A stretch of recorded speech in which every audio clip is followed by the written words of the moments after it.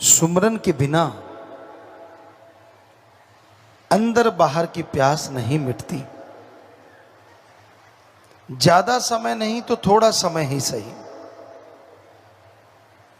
पर सुमरन करना जरूर चाहिए।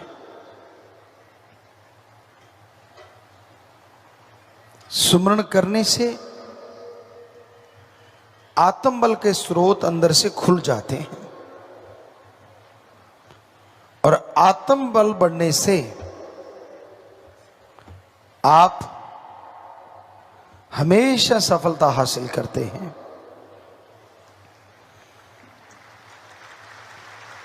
हौसले जिनके बुलंद होते हैं, मंजिलें उनके पास चल के आ जाया करती हैं।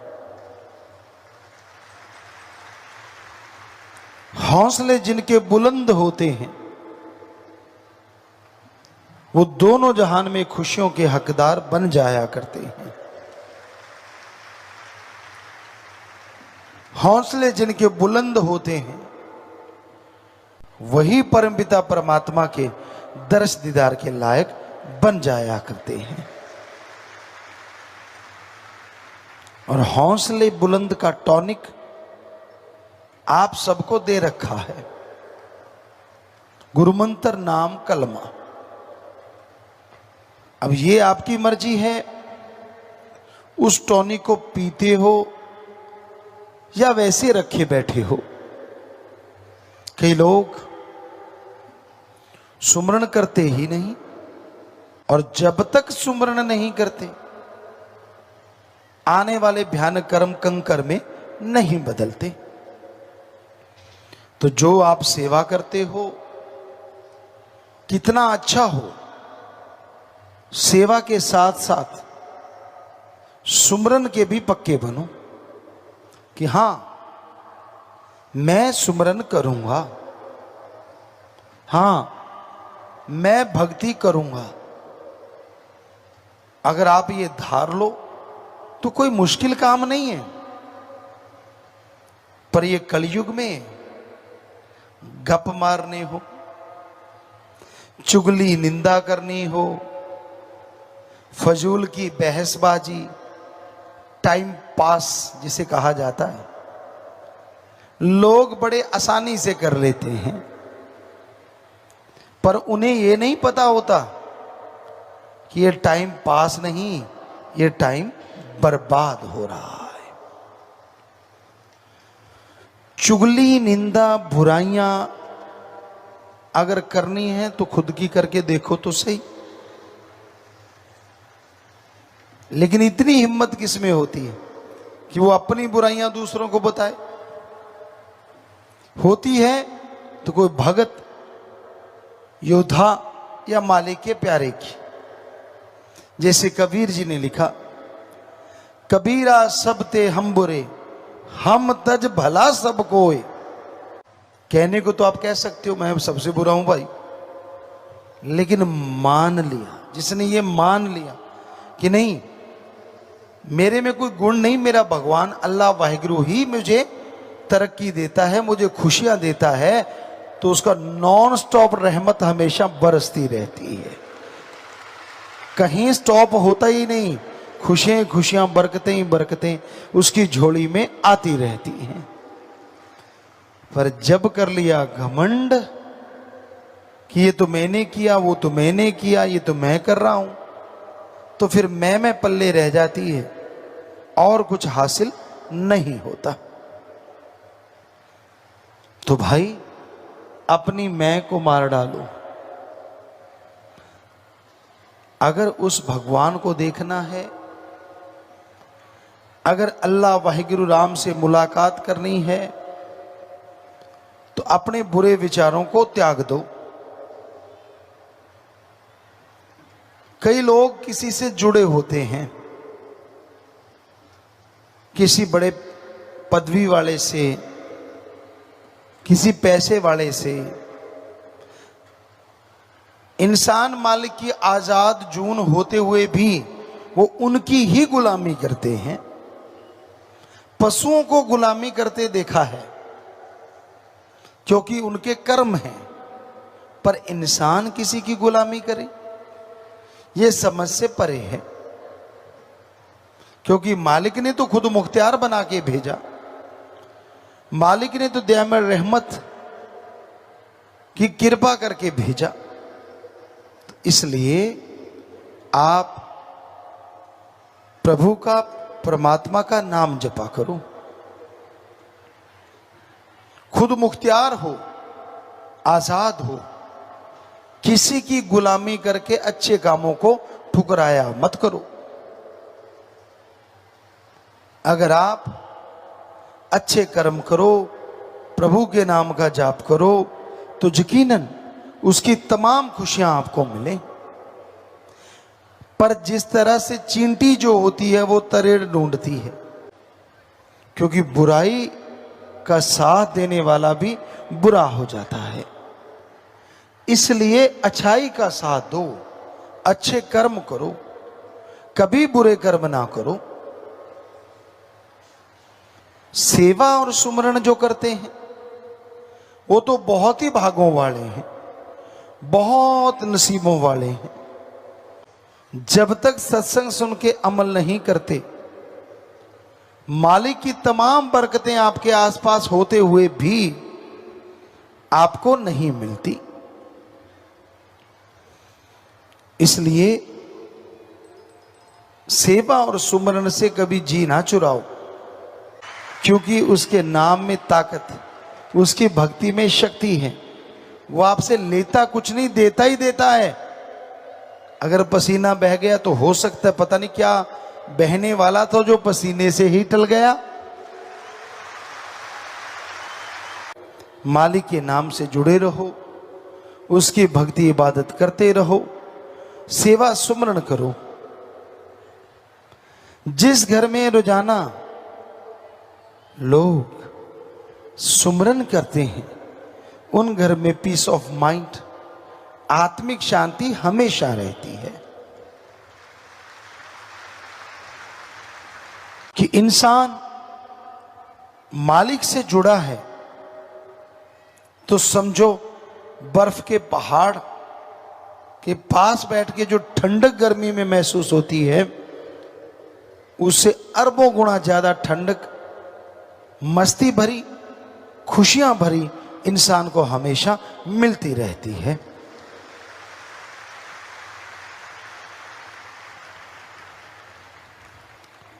तो आप एक नियम बना लो, सुबह शाम थोड़ा सुमरण करना ही करना है। सुबह शाम चहलकदमी करा करो।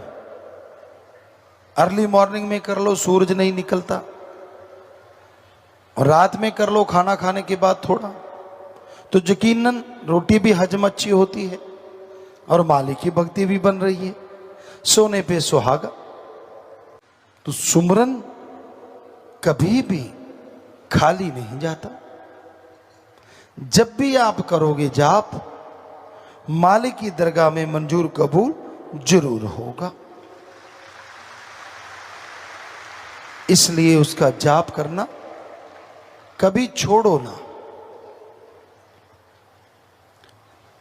अब बात करते हैं मौसम के अनुसार दुनियावी। इस मौसम में पानी ज्यादा लेना चाहिए। एक्सरसाइज जो करते हैं बच्चे, उनको भी पानी ज्यादा लेते रहना चाहिए। और जब भी वो एक्सरसाइज अकेले कर रहे हों तो पानी की बोतल साथ में जरूर होनी चाहिए, क्योंकि ये मौसम ऐसा है। खान पान हल्का रखो, टाइम पे रखो। इसमें तली हुई चीजें जितनी अवॉइड करोगे उतने खुश रहोगे, जितनी ज्यादा खाओगे उतने दुखी रहोगे। एक कहावत है कि भूखे रह के ना पचता है, खा के पचता है। कई बार आदमी भूखा होता है और इतना ठोक जाता है कि भूख में चलो थोड़ी भूख तो लगी, लेकिन खा इतना लिया कि बाद में उल्टी या लूज मोशन लग गए, वो ज्यादा दुखी होता है। तो हल्का फुल्का खाना बहुत ही अच्छा है। डाइट लेनी है सही टाइम पे लो, पर उस वहां तो ये लिखा हुआ है मालिक से मांगो। हमारे हिंदू धर्म में लिखा है, वेदों में लिखा है, क्या लिखा है पवित्र वेदों में? भगवान से मांगो अच्छी धरती ताकि फसल अच्छी हो, अच्छा हवा ताकि हम तंदुरुस्त रहें, अच्छा पानी, अच्छी सेहत, अच्छी संतान। भगवान से मांगना है तो भगवान को मांगो। ये बात हमारे सिख धर्म में गुरु साहबानों ने फरमाया है, जो मांगे ठाकुर अपने से सोई सोई देवै, लेवै नहीं देवै। कि जो वाहिगुरु से सच्चे दिल से मांगोगे, तड़प के मांगोगे, वो आपकी इच्छा जरूर पूरी करेंगे। वहां कहीं नहीं लिखा कि उसको कुछ दो।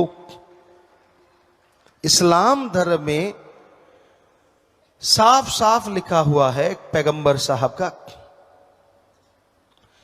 हे अल्लाह की इबादत करने वालों, तड़प के अल्लाह की कलमा अता करो और हक हलाल की रोजी रोटी खाओ, तो अल्लाह का रहमो करम मूसलाधार बरसेगा। कि गॉड्स प्रेयर करो और हार्ड वर्क करो। कहीं नहीं लिखा।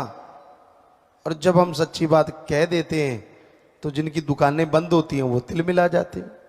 चक्कर ये है, बहुत लोग हमसे पूछते हैं गुरुजी आपसे क्या दुश्मनी? हमने कोई दुश्मनी नहीं, हम लोगों का नशा छुड़ाते हैं। अब जिनकी दुकानें बंद होगी उनकी दुश्मनी। मांसाहार छुड़ाते हैं, कसाईयों की हमसे दुश्मनी हो गई। वैश्यावर्ती चढ़ाते हैं तो जो खुद वैश्या हैं, लंडे लुच्चे गुंडे, उनकी हमसे दुश्मनी हो गई। हम क्या करें? हम फकीर हैं, हम तो सच कहते हैं अल्लाह वाहिगुरु राम कुछ लेता नहीं, और जो उसके नाम पे इतनी इतनी बड़ी बड़ी तोंद बनाए बैठे हैं वो हमारे दुश्मन हो जाते। यार ये कहां से आ गया बाबा? सारी दुकानें बंद करवा रहा है। बहुत जगह हुआ है। एक जगह की घटना आपको कई बार सुनाई, आज भी सुनाते हैं। अनूपपुर मध्य प्रदेश, शायद आप छत्तीसगढ़ में ना आ गया हो, बहुत बड़ा जंक्शन है। वहां सत्संग हुआ, रामनवमी थी। सत्संग हमने किया, नई जगह थी, लेकिन मालिक की कृपा से वहां 60-70 हजार या लाख 1.5 लाख लोग इकट्ठे हुए। बहुत बड़ा इकट्ठ माना गया वहां का। लोगों ने सत्संग सुना बहुत प्यार से, गुरुमंत्र बहुत लोगों ने लिया। हम ट्रेन से आ रहे थे सरसा, वापस दिल्ली आना था। 8 बजे की ट्रेन थी और रात के 1 बजे आई। वैसे अपने लोगों के लिए कोई खास बात नहीं, ऐसा होता ही रहता है, कौन सी नई बात। पर चलो 8 बजे बैठे थे, 1 बजे तक उड़ी का वहां एक कमरा था, वहां बैठ गए। तो एक पुजारी साहब आए, कहने लगे गुरुजी कहाँ हैं? कहने लगे क्यों? कहता मैं बात करनी है, बहुत जरूरी है। हमें भी सुन गया, हमने कहा चलो मिलाओ भाई। गुस्से में पूरा लाल, कहता गुरुजी आपने गलत किया है। हमने कहा क्या गलत किया? सत्संग किया। अच्छा, हमने कहा कोई सत्संग में गलत बोल दिया धर्मों के बारे में? कहता ना ना ना ना ना, आपने तो बहुत बढ़िया बोला। अरे फिर कोई ही बच पाता है अच्छे संस्कारों वाला, या जिसपे प्रभु की कृपा हो, अल्लाह मालिक राम की कृपा हुई, वो सुमरन करता हो, भक्ति इबादत करता हो, उसके अंदर विल पावर, आत्मविश्वास आता है, और वो आत्म बल के द्वारा अपनी इन बुराइयों पे जीत हासिल कर सकता है। आत्म बल के बिना इन बुराइयों पे जीत हासिल करना असंभव है। काम वासना हमारे वेद शास्त्रों में, इस्लाम धर्म में, सिख धर्म में लिखा हुआ आता है कि ऐसा टाइम आएगा जब रिश्ते नाते खत्म हो जाएंगे। रिश्ता नाता रह जाएगा तो सिर्फ और सिर्फ स्त्री और पुरुष का। समझ लेना वो अति भयानक कलयुग है, सबसे बुरा दौर समय का। रिश्ते नातों पे जब गाज गिरेगी, काम वासना में अंधे हो जाएंगे लोग। और आप सुनिए, ऐसा हो रहा है। बाहर के मुल्कों में तो ऐसे कानून बनाए जा रहे हैं कि बेटा अपनी मां से शादी कर सके। शायद इजराइल या नाइजीरिया, हमारे पास वहां के सत्संगियों ने बताया कि गुरुजी हमारे इधर ऐसा हो रहा है, कानून बनने जा रहा है कि बेटा अपनी मां से शादी करवा सकता है। तो हमारे धर्मों में जो निशानियां दी थी बिल्कुल यही थी कि ऐसा घोर कलयुग आएगा जब मां बेटे को सेज हंडाएगी। ये रिश्ते नाते टूट रहे हैं तो काम वासना की वजह से। काम वासना की आंधी जिस दिलो दिमाग पे छा जाए उसे कुछ भी अच्छा नहीं लगता। जब इंसान को क्रोध आता है, कई बार ये नहीं पता चलता सामने मां है, बहन है, बेटी है, बेटा है, पति पत्नी, कोई भी रिश्ता नाता कोई मायने नहीं रखता, क्योंकि धर्मों में लिखा है कि क्रोध चंडाल का दूसरा नाम है। जब क्रोध आ जाए आदमी अपने बस में नहीं रहता, पता नहीं क्या कर डाले और फिर पछताता है बाद में कि मैंने मां को, बाप को, बेटी को, फलां को ऐसे क्यों बोला, नहीं बोलना चाहिए था। पर जब क्रोध आया तो वो छा गया जी, किसी को कुछ पता नहीं चलने देता। मोह ममता, आपने महाभारत में सुना होगा, धृतराष्ट्र आंखों से तो अंधा था, वो मोह में भी अंधा था। दुर्योधन को उसने जहर बना दिया था पूरा। तो वो कैरेक्टर इसलिए मशहूर हुआ क्योंकि उसने मोह ममता बहुत ज्यादा थी और ये नहीं देखा कि मेरा लड़का काबिल है कि नहीं है, और उसको शय देता चला गया और जिसका परिणाम कुल का, वंश का नाश करवा लिया। तो पहले तो धृतराष्ट्र मशहूर हुआ, लेकिन आज धृतराष्ट्र मशहूर क्यों नहीं हो रहा, बुरा ना मानना। पहले वो एक था इसलिए मशहूर हुआ। आज देखने वाली बात है धृतराष्ट्र कौन नहीं है। इसे देखो, अपनी कुर्सी, अपनी चारपाई, अपना फलां फलां फलां फलां फलां। उनको अच्छी शिक्षा दिलाना, उनको अच्छे बनाना, उनकी संभाल करना, यह कर्तव्य है, ये वो ममता नहीं है। पर वो चोरी करें तो आप बोलो कि मेरा खून ऐसा कर ही नहीं सकता, किसी के थप्पड़ मारे तो बोलो कि मेरा बेटा तो ऐसा कर ही नहीं सकता। ये अंधा मोह है जो उस बच्चे को एक दिन इंसान नहीं शैतान बना डालेगा। इसलिए मोह ममता की अति बड़ी ही भयानक है, चाहे वो किसी से भी क्यों ना हो। फिर है लोभ। लोभ है सर्व पाप का बाप। यहां लोभ लालच आ जाते हैं, वहां सारे पाप अपने आप जुड़ जाते हैं। इस लोभ लालच की वजह से रिश्ते नाते सब बर्बाद हो जाते। एक बाप के बेटे छोटे होते कहते कि मैं तेरे लिए जान दे दूंगा, मैं तेरे लिए कुर्बान हो जाऊंगा। बड़े होते हैं, बड़े होते हैं, बड़े होते हैं, और एकदम से जो एक दूसरे के लिए जान देने को कुर्बान होते हैं वो एक दूसरे की जान के प्यासे हो जाते हैं। क्यों?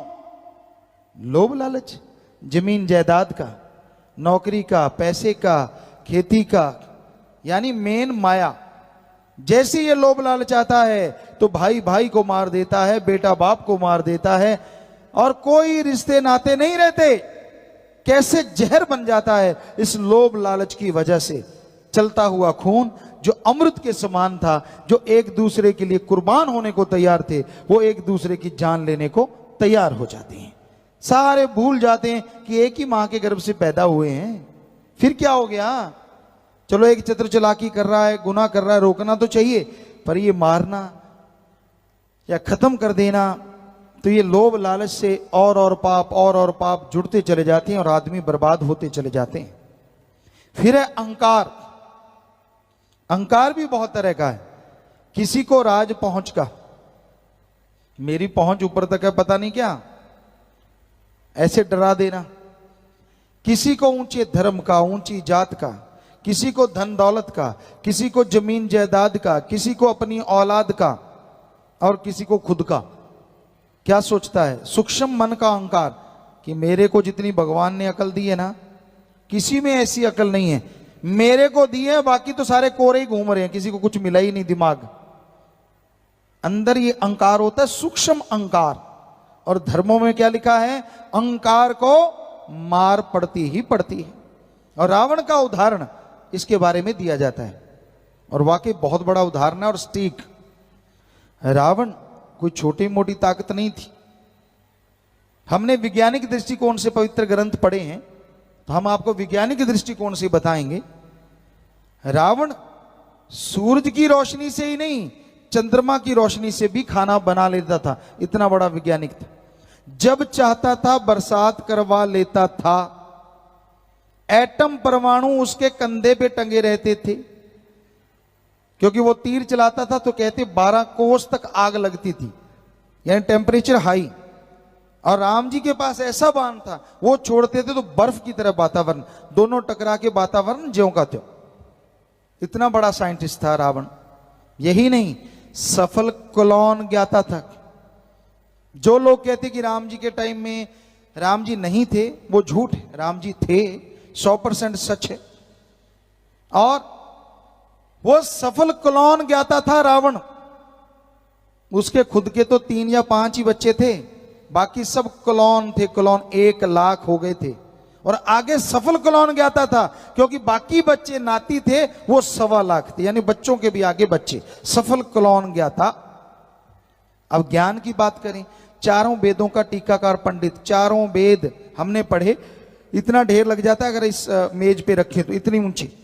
उसको जुबानी याद थे, जब यहां से मर्जी टीका टिप्पणी करवा लो दोहा बोल के, इतना जबरदस्त ज्ञान। सफल राजनीतिज्ञ श्री राम जी ने लक्ष्मण को कहा था लास्ट में, जब मर रहा था रावण, कि इसको राजनीति का गुरु बना लो, ये राजनीति बहुत ज्यादा जानता है।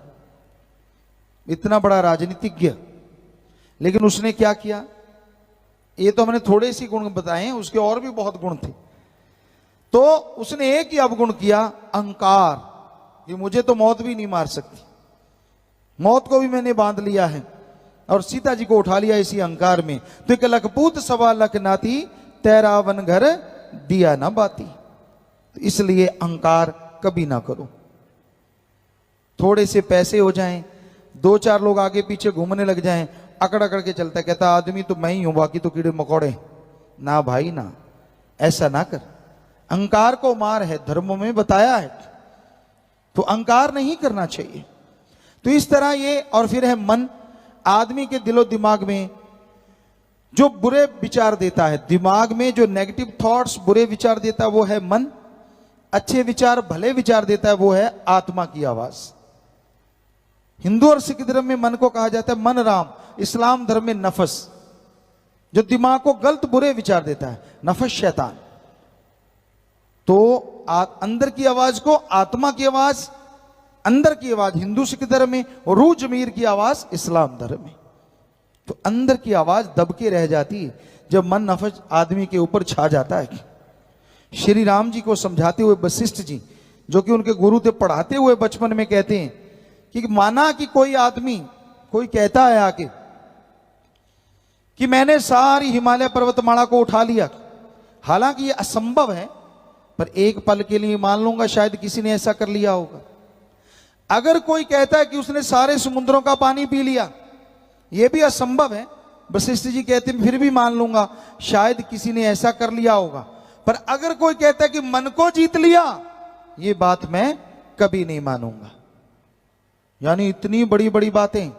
आदमी कहते मैंने सारा समुद्र पी लिए, कहते ये भी मान लूंगा।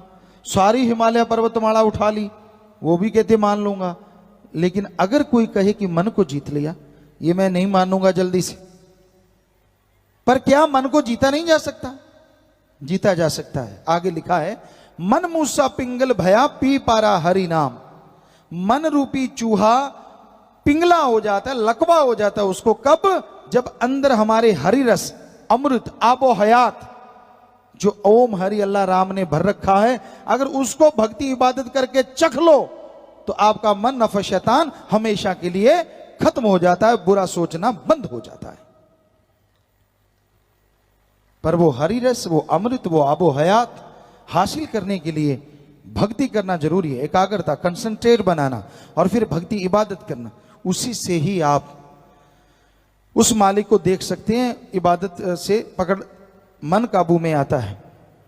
तो आगे आया जी, घोर कलयुग है ऐसा आया, बुरे कामों में मन ने फंसाया, पकड़न लिए जाल माया। माया का, माया के 2 रूप है, एक जो लुभाता है, एक धन दौलत जमीन जायदाद। ये 2 तरह के माया के रूप जिसमें सारी दुनिया फंसी हुई है। सिर्फ ओम हरि अल्लाह राम, वो सुप्रीम पावर ही एक ऐसा या उसका कोई भक्त जो इससे बचा हो, वरना माया के जाल से, चंगुल से बचना बड़ा ही मुश्किल है। तो भाई माया का जाल, आज जिसे देख लो माया के लिए तो दौड़ रहा है, सुबह निकलता है शाम तक माया माया माया माया। हर समय हम ये नहीं कहते कि माया कमाओ ना। संतोष धन संतुष्टि किसे कहते हैं?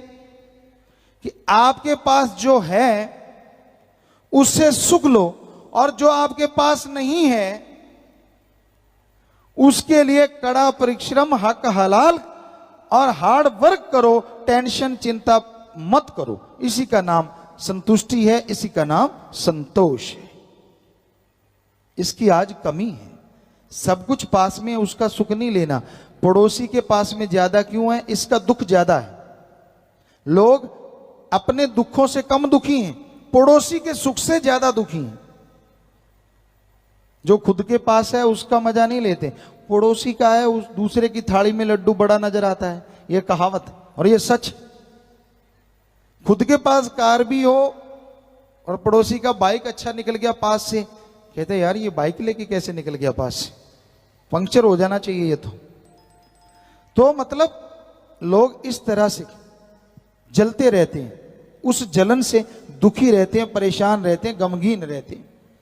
तो ये जलन जब तक खत्म नहीं होगी तब तक मालिक की खुशियां हासिल नहीं होंगी। ये हमने देखा है, हर किसी में ये भरा हुआ है, ईर्ष्या नफरत। आपको एक शेर सुनाते हैं। लकड़ी जल कोयला भई और कोयला जल भयो राख। लकड़ी जल कोयला भई और कोयला जल भयो राख। ईर्ष्या नफरत में इंसान ऐसा जलो, कोयला भयो न राख। लकड़ी जलती है तो कोयला बन जाता है, और कोयला जलता है तो राख, हवाई राख उड़ जाती। लेकिन ईर्ष्या नफरत में इंसान ऐसा जलता है, ना तो वो कोयला बनता है ना राख बनता है। सारी जिंदगी गिल्ली लकड़ी के मानिंद सुलगता रहता है, दुखी होता रहता है। हमने देखा जिनके अंदर ईर्ष्या नफरत की बीमारी होती, बेवजह दुखी होते हैं, परेशान होते हैं, तड़फते रहते। हर किसी ने अपने अपने कर्मों का खाना है। किसी से ईर्ष्या नफरत करोगे तो आप उसका कुछ बिगाड़ नहीं सकते, बल्कि अपना ही बिगाड़ोगे। मन से लड़ा करो, जब भी मन आपे हावी हो उस पे लानत डाला करो। रख वर्ज जरा इना अखियां नू, बिना सतगुरु दूजा तकना नहीं। ये परम पिता जी ने शब्द लिखा है। तो बहुत सत्संगी हैं जो इस पे अमल करते हैं कि वो अपनी आंखों में अल्लाह, वाहिगुरु, राम, गॉड के अलावा किसी और को वो दर्जा देते ही नहीं। लेकिन कई होते हैं लंपट मास्टर,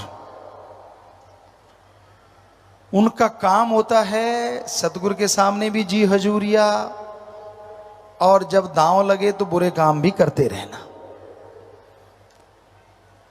जब पीर फकीर सामने तो ऐसा लगता है ये तो भक्त बिल्कुल अभी पैदा हुआ है भाई, ये तो पाक साफ है। और जैसे ही गुरु पीर फकीर नहीं, साइड में चले गए, फिर देखने वाला होता है उसकी निगाह कैसे नाचती है, किस किस में क्या क्या टोहती है, क्या क्या देखती है। करी कराई भक्ति यहीं करी और यहीं लुटा के खाली हाथ वापस चले जाते। सिर्फ